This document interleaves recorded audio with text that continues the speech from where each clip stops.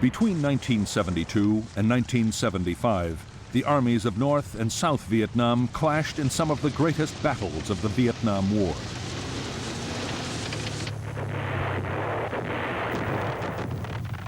Twice in 3 years, the government of the North launched full-scale attacks against the American-backed South.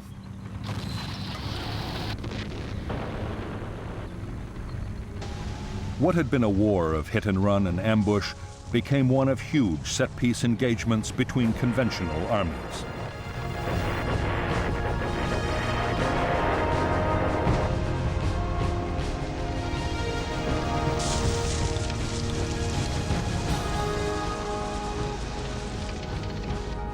The South Vietnamese army, backed by American air power, repelled the North's first onslaught.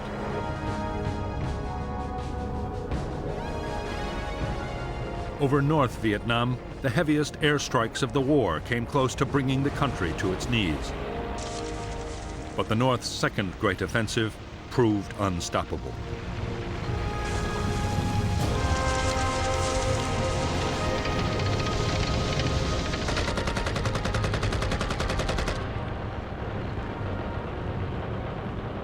The American strategy had been to arm and train the South Vietnamese to defend themselves. American combat troops had gone. For South Vietnam, the result was catastrophe. In a fierce campaign lasting 4 months, North Vietnamese tanks smashed their way to the gates of Saigon.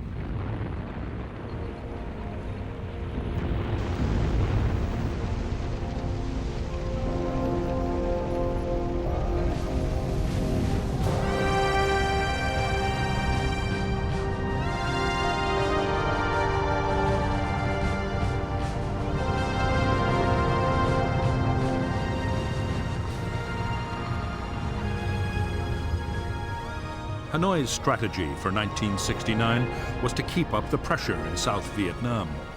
While negotiations were going on in Paris, they meant to improve their position on the battlefield.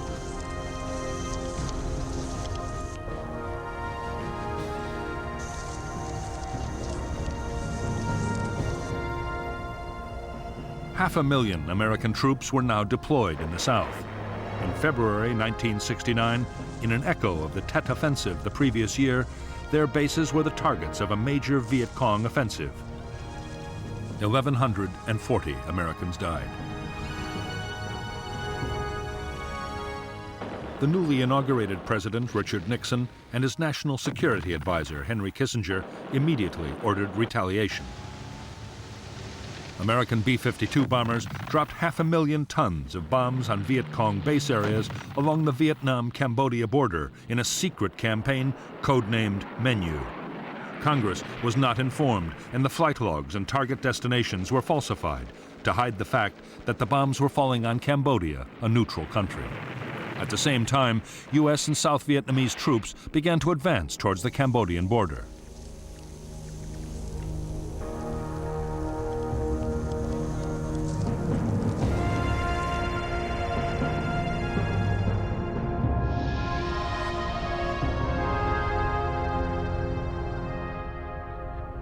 The Viet Cong offensive of spring 1969 had been launched by 4 divisions made up mostly of North Vietnamese Army units.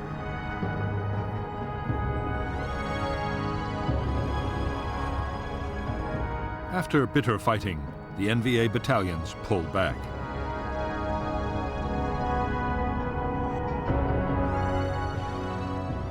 Only local NLF battalions were left behind, and those were ordered to break down into smaller groups.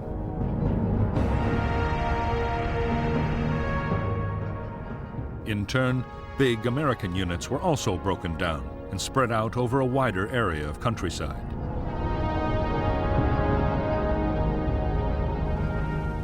Increasingly, American forces were paired with the South Vietnamese Army for operations in the most heavily populated areas of South Vietnam.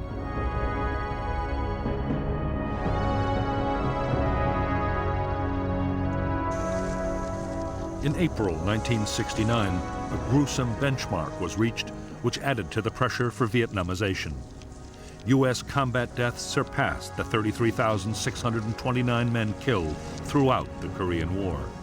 Increasingly, the U.S. felt it had to ensure that the South Vietnamese army would take control of the war for themselves. The American plan was to help the South Vietnamese government regain control over vast areas of the countryside. The populated areas were swamped with patrols trying to find an increasingly elusive enemy. Often the aim was to draw the Viet Cong into attacking a small unit and then hit back with massive airstrikes and attacks by helicopter gunships. The new kind of war being fought in and around the villages was enormously destructive. American firepower caused heavy civilian casualties and widespread damage. For the NLF guerrillas, the second half of 1969 was a nightmarish ordeal. In less than 2 years, their casualties had been more than 70% in many areas. Food was desperately short as support from the villages faded away, and American patrols interfered with supplies.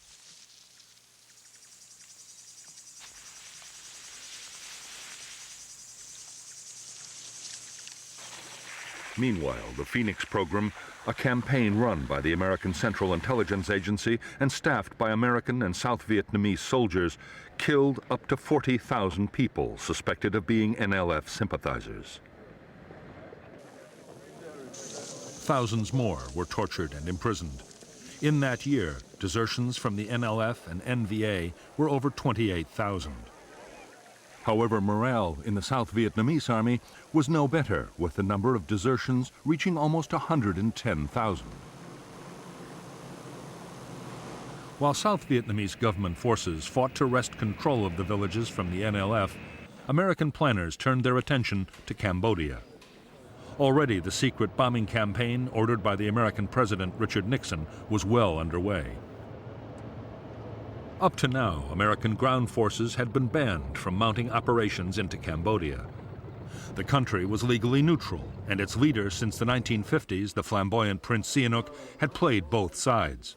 Sometimes an ally of the Americans, he also allowed the NVA to route the southern part of the Ho Chi Minh Trail through his kingdom and maintain their base areas along the heavily jungled eastern border with Vietnam. Then, in March 1970, there was a CIA-backed coup to oust Sihanouk. The new government, led by Lon Nol, immediately moved to eject all Viet Cong and North Vietnamese troops from Cambodian soil. Operations by the Americans and the South Vietnamese would follow.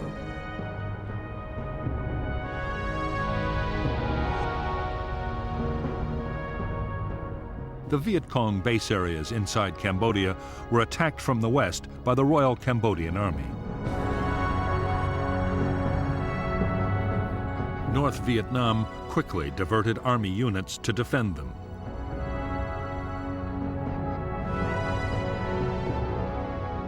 And with the help of the Cambodian guerrillas, the Khmer Rouge, they halted the Cambodian government advance.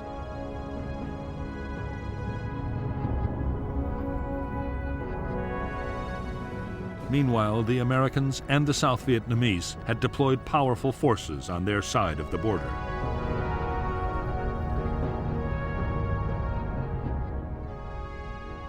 On April 29, 1970, South Vietnamese troops attacked into Cambodia, pushing towards the Viet Cong bases.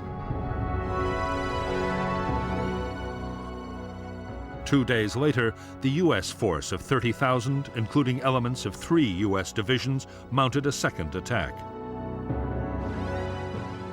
The next target was a base area in the Se Sam Valley. Soon after, more assaults were mounted further south.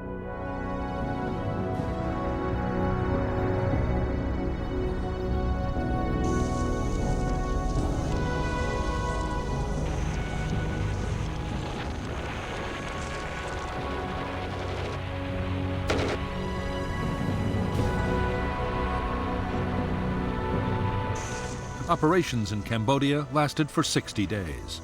American and South Vietnamese troops uncovered vast jungle supply depots. They captured 28,500 weapons, as well as over 16 million rounds of small arms ammunition and 14 million pounds of rice.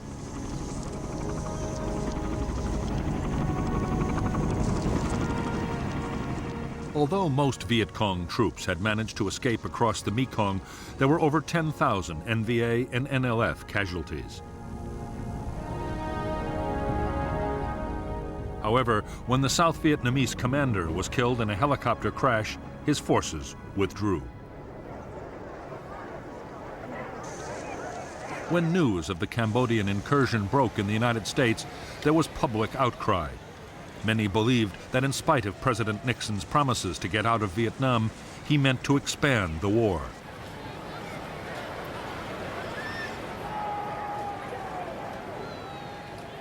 Protests erupted at universities all over the country. On May 4th, 1970, at Kent State University in Ohio, National Guardsmen shot 4 students dead.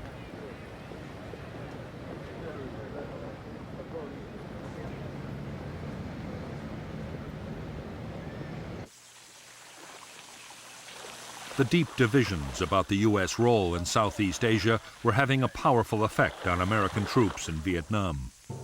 Opinions about the war were divided, sometimes bitterly, as they were at home. Added to the conflict were growing tensions between the races and between social classes. It was a volatile and sometimes dangerous mix.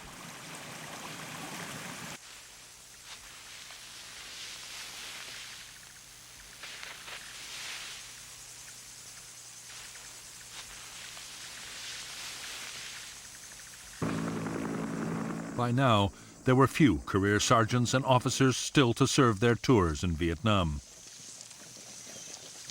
Down to Romeo, we can move back down to the Whiskey on the Romeo and make a 3-shipper in a hurry.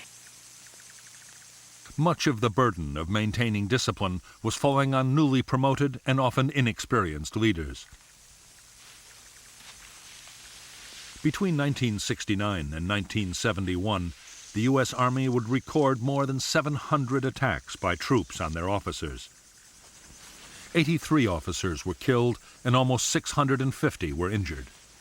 Many attacks were by fragmentation grenades rolled into the victim's tent, a practice known as fragging. The whole discipline problem was aggravated by widespread drug abuse.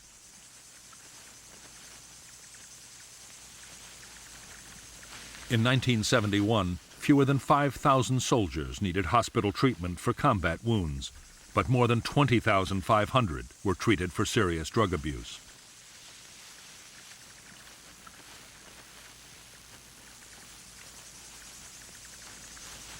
By this time, it was plain to most soldiers that the United States would pull out of Vietnam.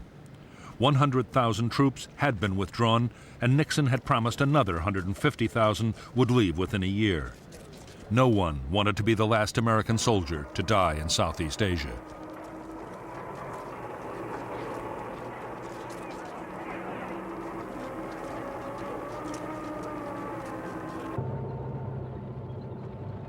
By the end of 1970, North Vietnam had replaced many of the losses suffered in the fighting of the previous year. Their leaders were intent on launching a new campaign, and floods of men and supplies were being sent down the Ho Chi Minh Trail through Laos and Cambodia to South Vietnam.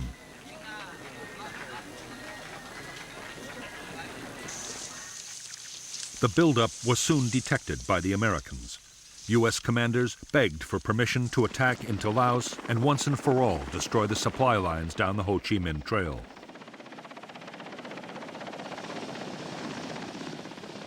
Their hopes were quickly dashed.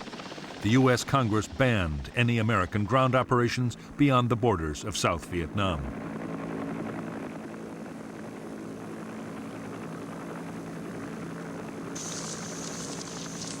This time, Saigon's forces would have to go it alone. If successful, the administration argued, they would gain 2 years in which to build the South Vietnamese army.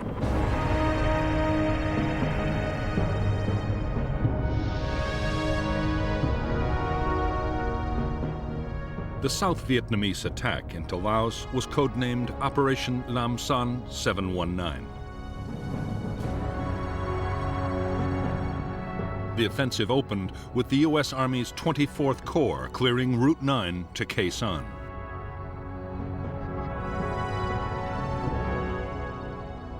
On February 8, 1971, 3 South Vietnamese Army divisions, about 17,000 men, supported by armor and a ranger group, attacked across the border.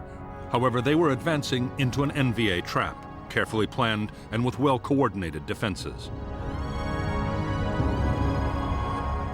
The targets were 2 major North Vietnamese Army bases, known as 611 and 604.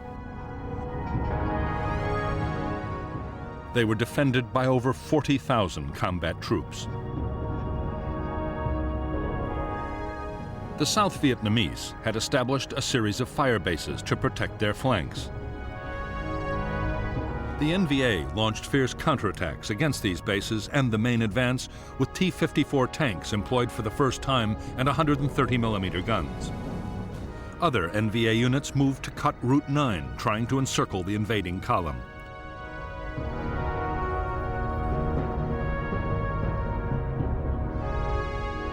Two South Vietnamese battalions were eventually airlifted into Tec Pan.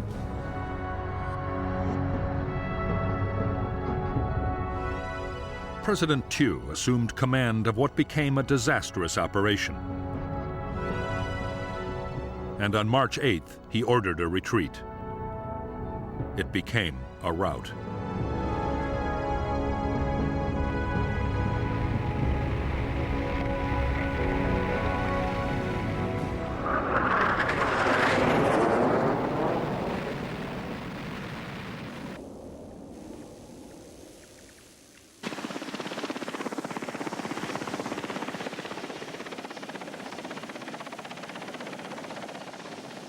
More than 9,000 Southern troops were killed or wounded.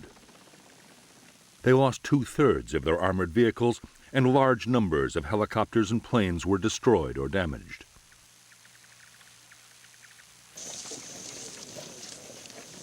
A crucial test of the South Vietnamese Army's ability to fight without American support had ended in humiliation.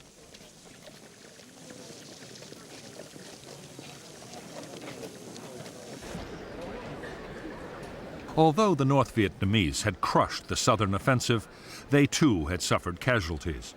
Defending their bases in Laos and in Cambodia the year before had cost thousands of dead and many vehicles and guns destroyed. Viet Cong units were now ordered to avoid major actions while they rebuilt their strength.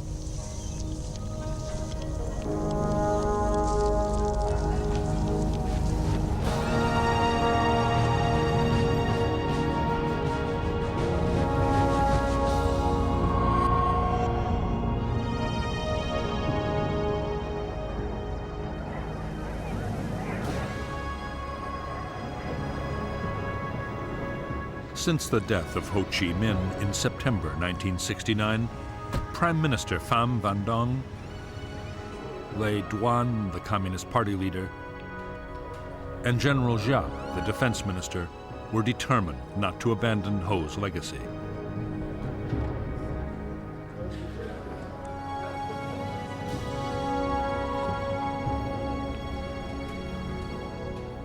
The struggle to reunite North and South Vietnam would go on, whatever the cost.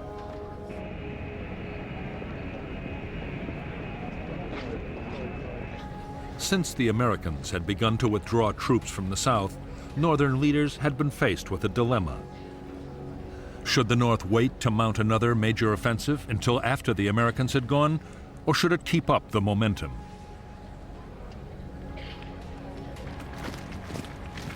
In May 1971, the Politburo instructed General Giap to prepare a new campaign.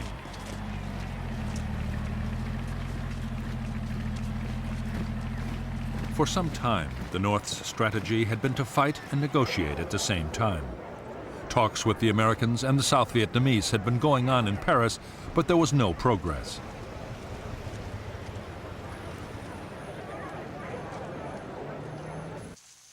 Northern leaders now believed that a victory on the battlefield might break the stalemate. At the very least, it could prove to the Americans that their policy of Vietnamization was not going to save the South.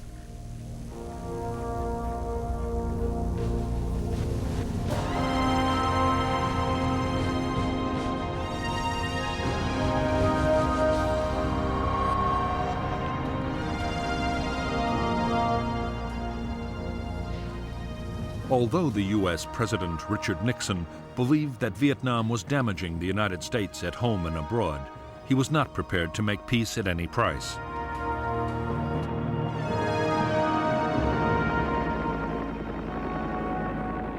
Nixon feared a climb down would dangerously weaken America's credibility as an ally in the eyes of the world. South Vietnam had to survive.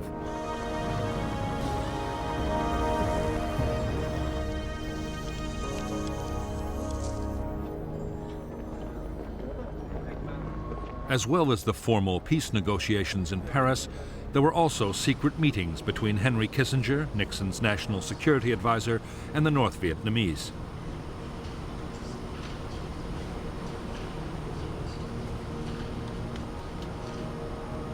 Those talks, too, had stalled, mainly over the future of the South Vietnamese government.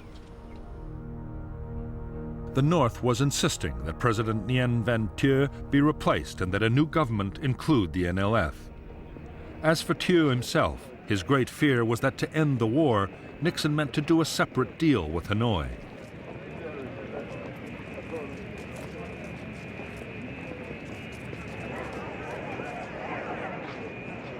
In fact, Nixon and his advisor, Henry Kissinger, were looking not to North Vietnam, but to Moscow and Beijing. Nixon's hope was that the Chinese or the Russians would put pressure on the North Vietnamese to compromise. In February 1972, he embarked on the first visit by an American president to Communist China.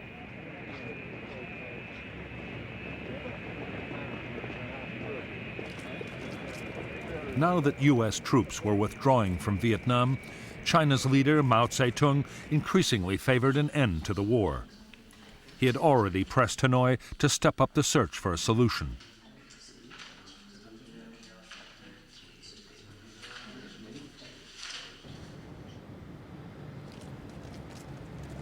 Neither Nixon nor his advisors were aware of it, but because of centuries of mistrust, North Vietnam had no intention of listening to the Chinese.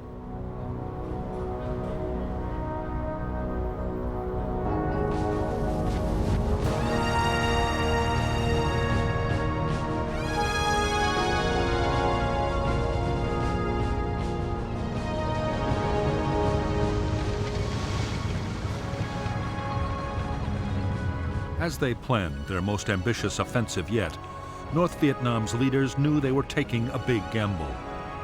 There would still be U.S. troops in South Vietnam which could easily be reinforced. The question was, would the Americans send major combat units to save their South Vietnamese allies? Northern planners decided that in an American election year, they would not.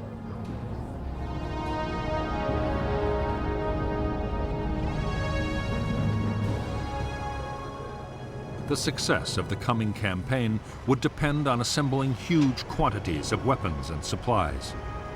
That meant more aid from both the Soviet Union and China.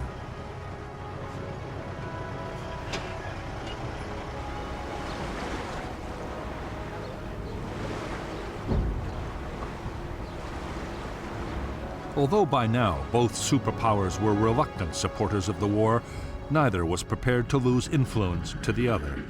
As a result, the North succeeded in getting increased arms deliveries from both Moscow and Beijing.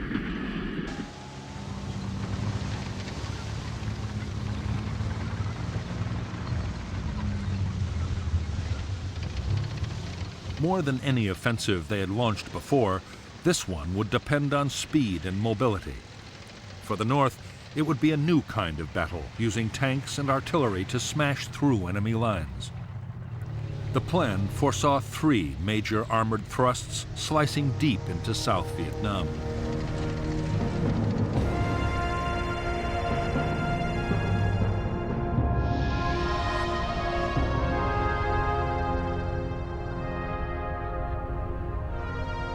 The first North Vietnamese attack would cross the demilitarized zone, separating North and South, and push east from Laos. 2 whole provinces and the cities of Quang Tri, Hue, and Da Nang would be captured.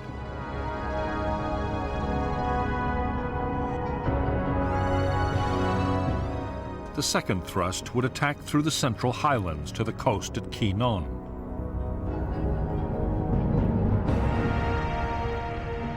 The third assault would strike from Cambodia and capture An Lac.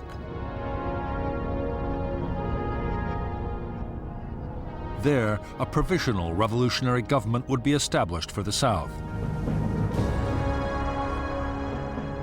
If resistance was still light, units would press on and capture the capital, Saigon.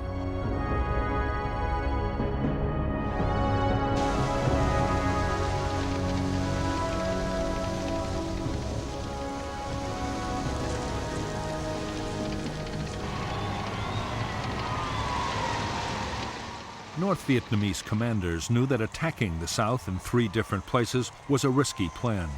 In none of the attacks would they have an overwhelming superiority of troops over the enemy.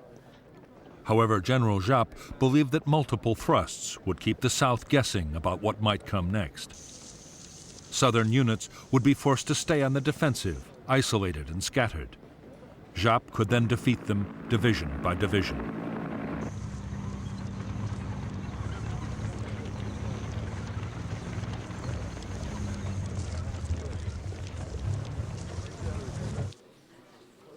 Northern leaders calculated that even limited success would leave the NVA in control of large areas of South Vietnam.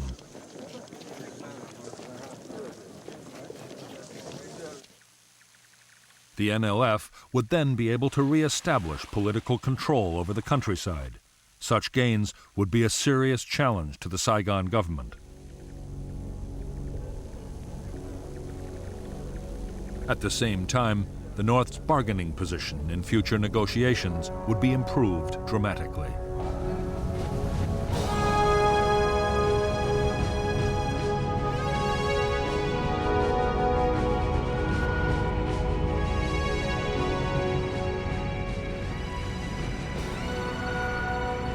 By January 1st, 1972, only 133,000 U.S. servicemen remained in South Vietnam.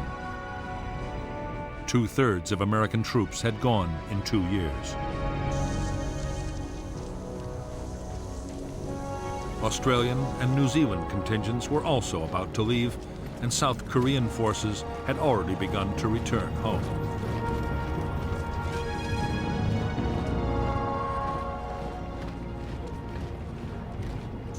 The ground war was now almost exclusively the province of the South Vietnamese Army.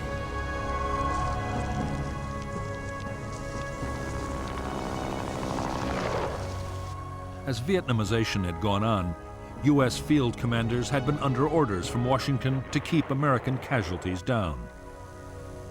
Most operations were now defensive, designed to protect U.S. bases from mortar and rocket attacks.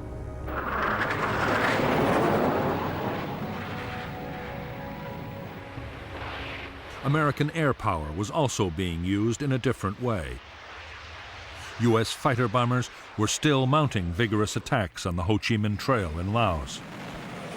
More than 70,000 sorties in 1971.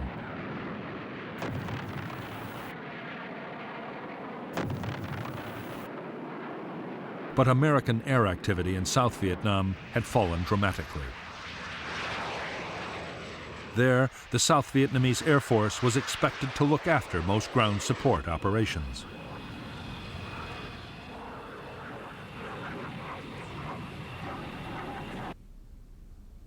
South Vietnam's strategy for defending against attack had been devised by President Thieu himself.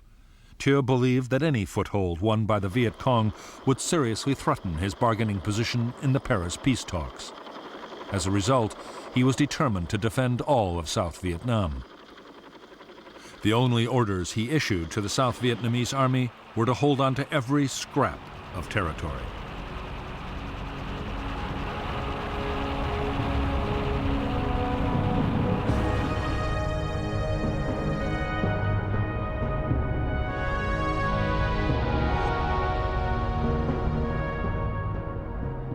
The front line of the South Vietnamese Army's defense was a string of forts and outposts along the borders. Behind the forts were the Army divisions, but each was responsible only for the defense of territory around its own base.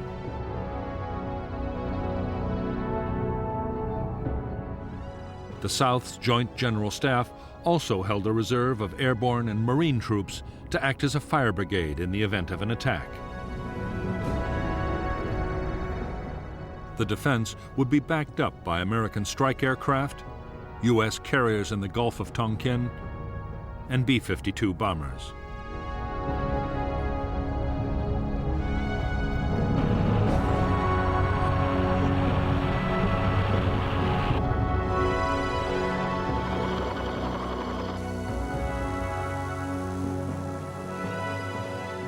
For years, the United States had pressed President Thieu to improve the lot of the South Vietnamese people. Only then, the argument went, could support for the NLF in the countryside be undermined. By early 1972, Thieu had begun to introduce some of the reforms the Americans had wanted.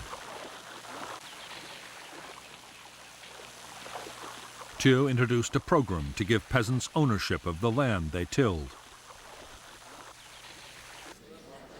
A school was established to train local headmen to administer their villages.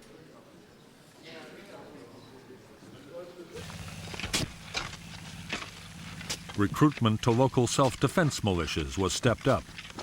Thieu's hollow boast was that 97% of all hamlets and villages in the South were under government control.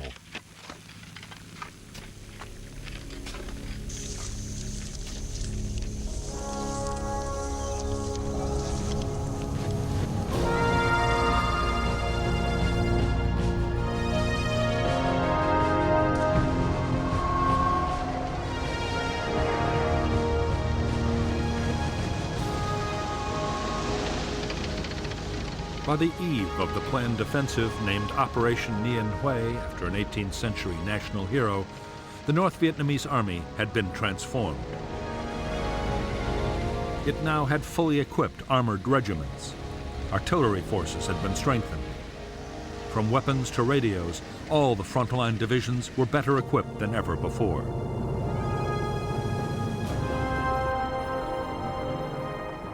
The port of Haiphong was still jammed with Soviet shipping delivering military supplies.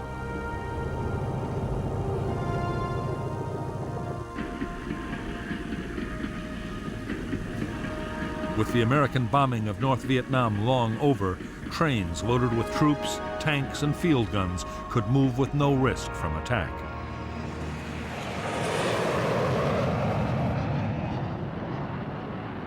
The North Vietnamese Air Force had more than 200 jet fighters which patrolled energetically over southern North Vietnam. But they rarely flew over the supply trails in Laos where American aircraft were most active. Nor would they play any direct part in the planned offensive.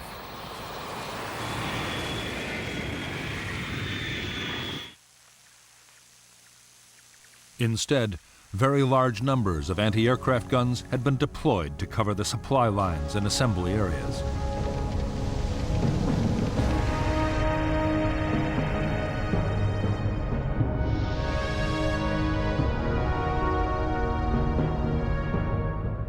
Above the demilitarized zone, General Giap deployed 2 divisions, including the elite 308th and 3 independent infantry regiments.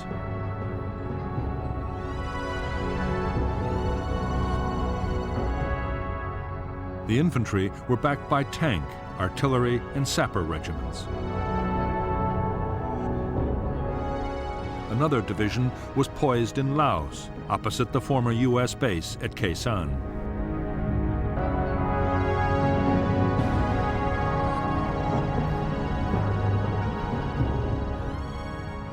In the early months of 1972, the North Vietnamese infiltrated a division supported by independent infantry regiments into South Vietnam. Another 2 divisions were already on the coastal plain. More divisions were deployed on the western border.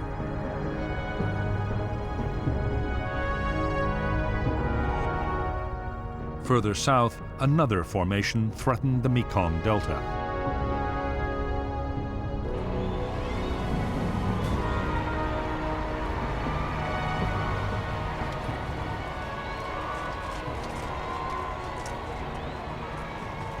Until now, North Vietnam had been fighting an infantry war. Its army in the field could maintain its operations as long as food and ammunition lasted. The coming offensive would be very different. A modern conventional battle of firepower and maneuver would pose a whole range of completely new problems.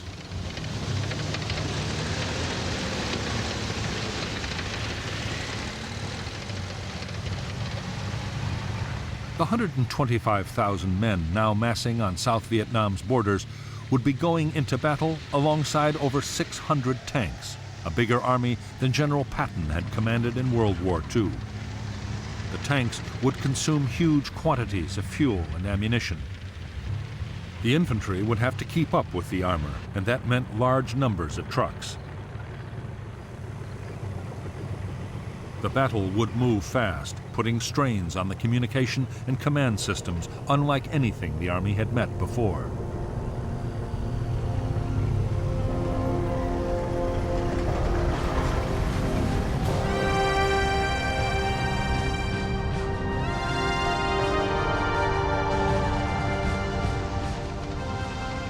The main North Vietnamese Army tanks were the Soviet-designed T-54 and T-72, and their Chinese copies.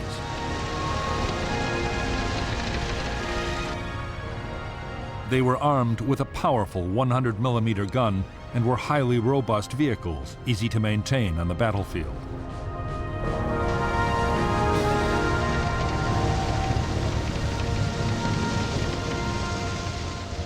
Some units were also equipped with the World War II vintage T-34 tank.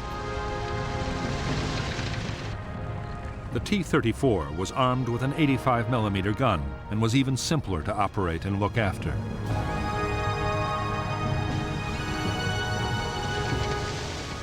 Like the T-55, it could fire either armor-piercing or high-explosive shells.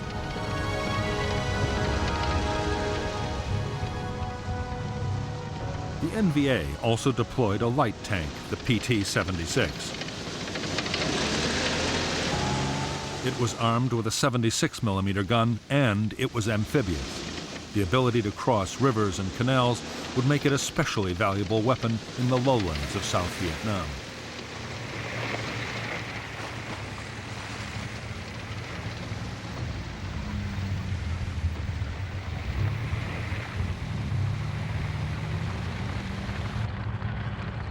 North Vietnamese artillery ranged from the superb Soviet-made 130mm field gun to rockets and mortars of every size.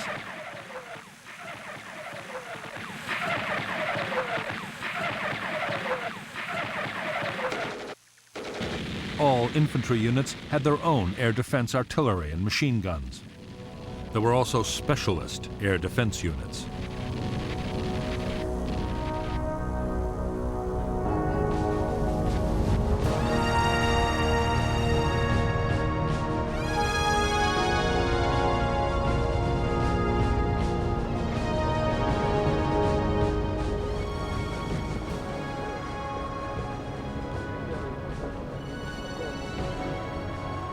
In 12 years of war in South Vietnam, Laos, and Cambodia, Viet Cong forces had suffered appalling losses.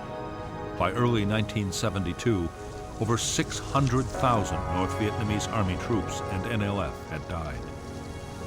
As well as those killed in battle, many thousands had perished from disease and American air attacks on the long journey down the Ho Chi Minh Trail.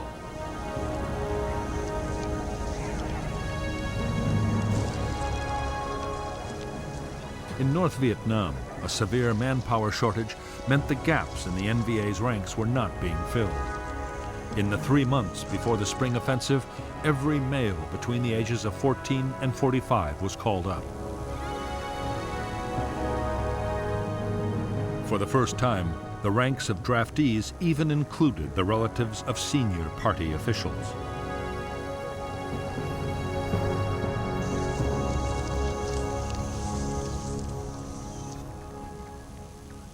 The NLF in South Vietnam was also suffering a manpower crisis.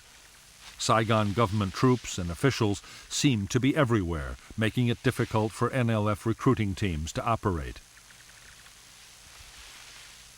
Even the ranks of local guerrilla units were being boosted by North Vietnamese regular troops.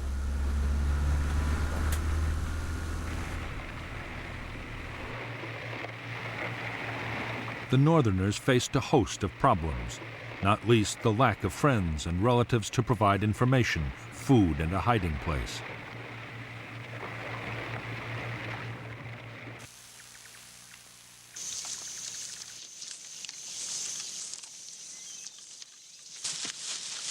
The ever-increasing dominance of the North Vietnamese over the NLF was causing real tensions in Viet Cong units. Many NLF members believed the North no longer saw them as equal partners. There was a growing fear that once victory was achieved, Northerners would simply take over the South. In every unit, political officers worked hard to ease friction between NVA troops and their Southern comrades.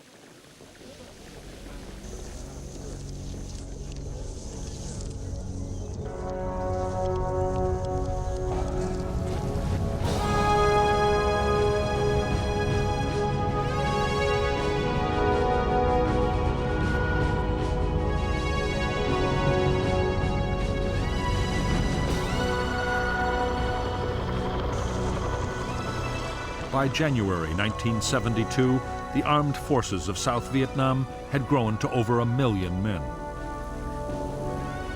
The Americans' Vietnamization program was in full swing, with a massive equipment and training effort. The Army's supply and logistics system was also being built up to cope with a whole new scale of operations.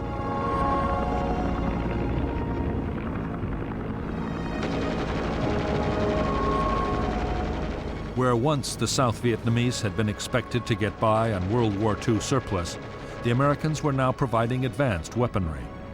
The infantry got nearly 1 million M16 rifles and 20,000 machine guns. Heavy weapons included 400 new tanks and 2,000 howitzers, while the Air Force was built up to 2,000 planes. It would soon be the 4th largest air force in the world.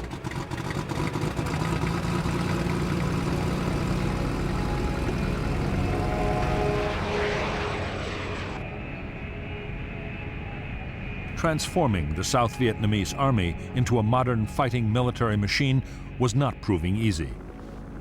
American tanks, helicopters, and aircraft arrived with their maintenance manuals in English. South Vietnamese personnel, training to be technical specialists, had first to go through language school. Most American advisors agreed that building up the South Vietnamese armed forces into a credible defense was going to take more time than anyone had realized.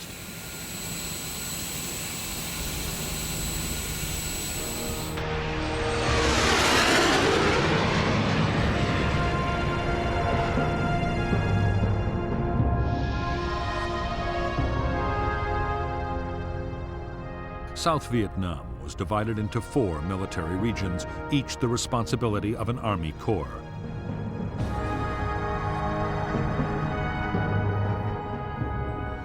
Altogether, the South fielded 11 infantry divisions and an airborne division, 3 Marine brigades, 10 ranger groups, and 4 brigades of tanks. The Air Force deployed 9 squadrons of combat aircraft, 14 of helicopters, and 3 air transport squadrons.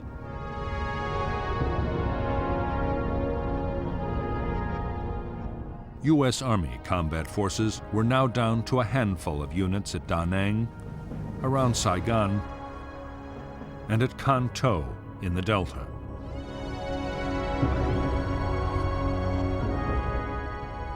The Air Force also had 2 tactical fighter wings, a reconnaissance wing, and a B-52 wing in Thailand.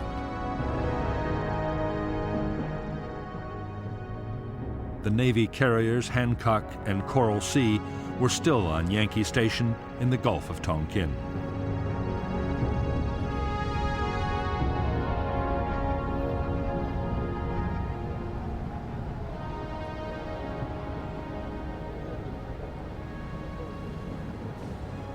By early 1972, many of the 133,000 U.S. ground troops in South Vietnam were occupied closing up bases and preparing to withdraw.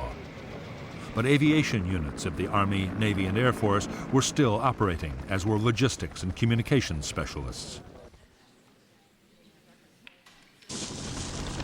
So were 1,400 Army and Marine advisors attached to South Vietnamese units.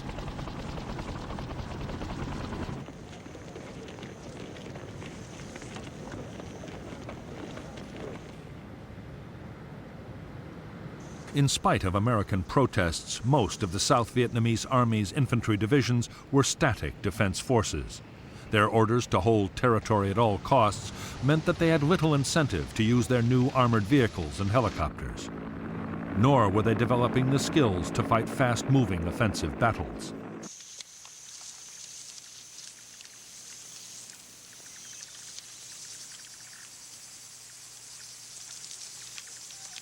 Because the Army's infantry divisions had their own territory to defend, they had grown increasingly settled.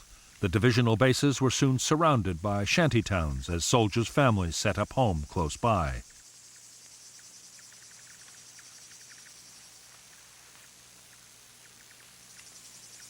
Bribery could secure a permanent posting, and soldiers ordered to move sometimes refused. In 1971 alone, over 140,000 government soldiers deserted.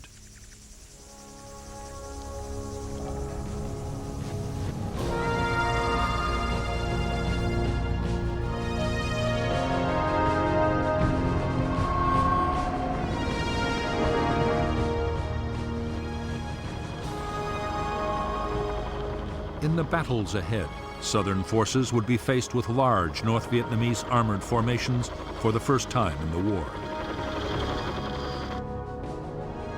For the infantry, the main defense was the Law, the light anti-tank weapon.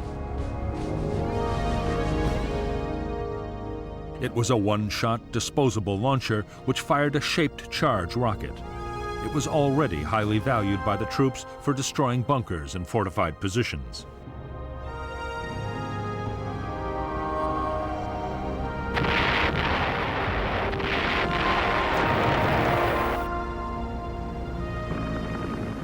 It was the Americans who still had the most mobile and powerful anti-tank defense.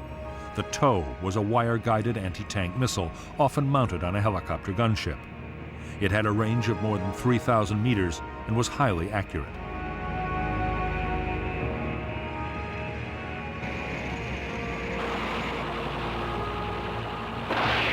As long as the gunner kept his sights on the target, the weapon's computer system would ensure a hit.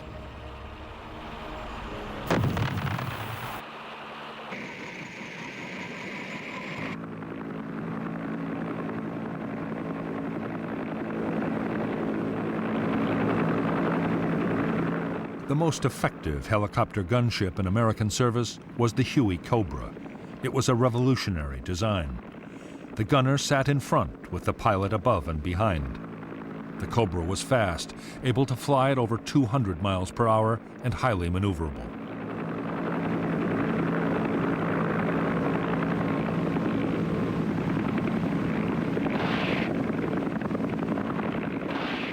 It could carry a devastating array of weapons: miniguns, automatic grenade launchers, a multi-barrel 20mm cannon, and 76 rockets.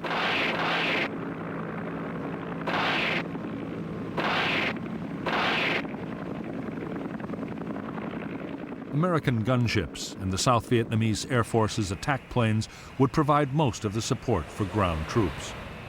However, vastly more destructive American air power was always present in the background. B-52 bombers, some able to carry over 31 tons of bombs, were still attacking targets in Laos and Cambodia.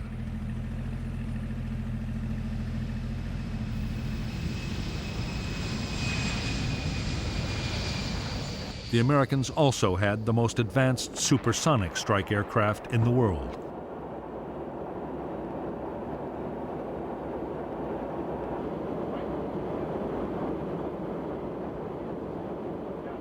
The F-111 had a unique swing-wing design. With the wings extended, it could make low-speed landings.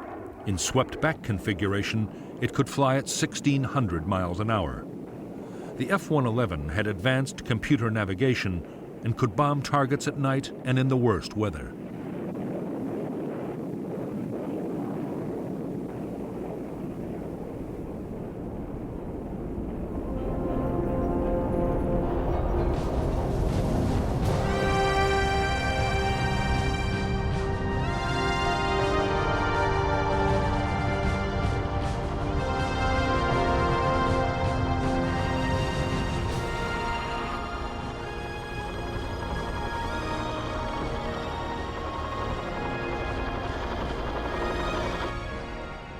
Most major South Vietnamese Army units still had American military advisors. They were usually career soldiers, many on their second or even third tour of duty in Vietnam.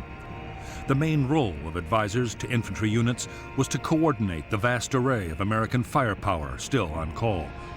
They also offered encouragement and tactical advice.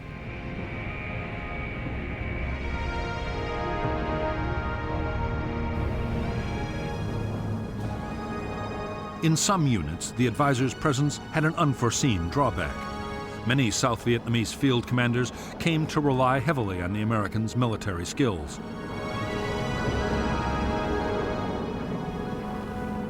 As the months went on and advisors were gradually withdrawn, large numbers of South Vietnamese officers would find themselves unable to command on their own.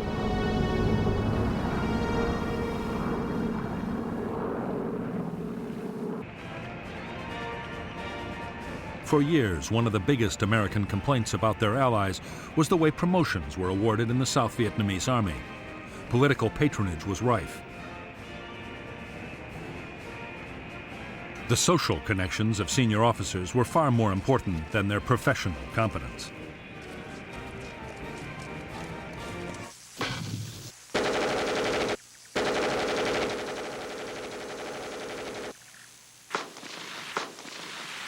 There was one unexpected plus in the way that South Vietnamese Army promotions worked. Officers lacking political influence could stay in combat units for years. As a result, by 1972, many of the South Vietnamese Army's frontline formations were led by highly experienced and battle-hardened men.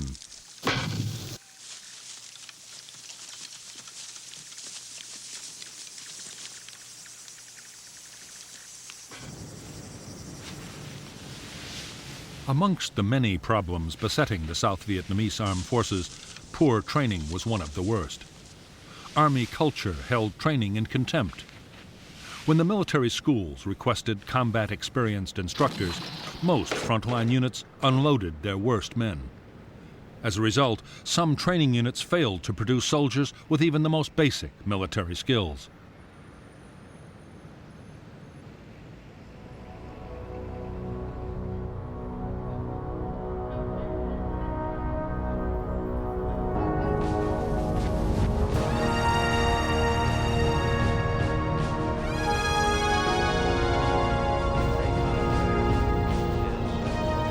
President Nixon meant to follow his triumphant visit to China by next going to Moscow.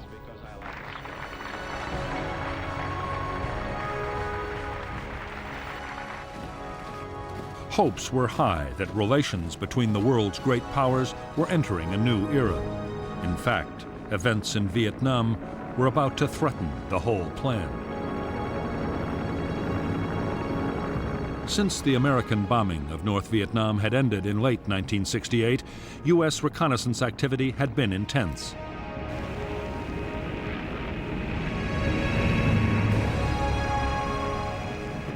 As well as conventional reconnaissance planes, the Americans deployed the top-secret Blackbird. The SR-71 could fly at 2,000 miles an hour and operate at 70,000 feet, well above anti-aircraft defenses.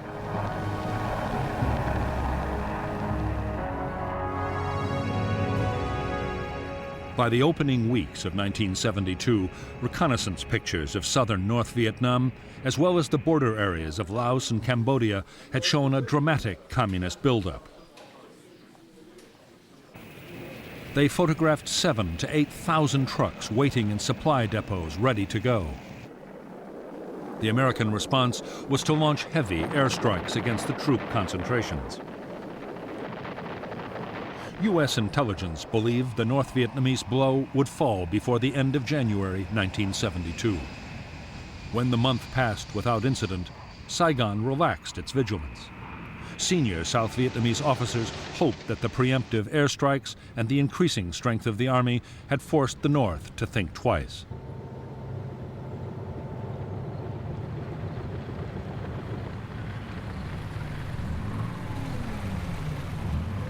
So confident were the Americans that the U.S. Defense Secretary, Melvin Laird, told Congress that a major communist offensive was not a serious possibility.